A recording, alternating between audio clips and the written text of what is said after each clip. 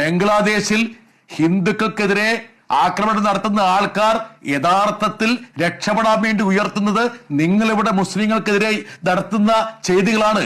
ഇവിടുത്തെ പള്ളി പൊളിക്കലും ഇവിടുത്തെ വർഗീയ കലാപങ്ങളുമാണ് അവിടെ ആക്രമണം നടത്താൻ വേണ്ടിയിട്ട് അവരെ പ്രേരണയാക്കുന്നത് എന്നുള്ള കാര്യം നിങ്ങൾ മനസ്സിലാക്കുക. അതിനർത്ഥം നിങ്ങള് ഇന്ത്യയിലെ മുസ്ലിങ്ങളെ മാത്രമല്ല, ഇന്ത്യയിലെ ഹിന്ദുക്കളെ മാത്രമല്ല, ലോകത്തിലെ എല്ലാ ഹിന്ദുക്കളുടെയും ജീവിതം അപകടത്തിലാക്കുന്ന രീതിയിലുള്ള പ്രവർത്തനങ്ങളാണ് നിങ്ങൾ അഴിച്ചുവിട്ടുകൊണ്ടിരിക്കുന്നത്.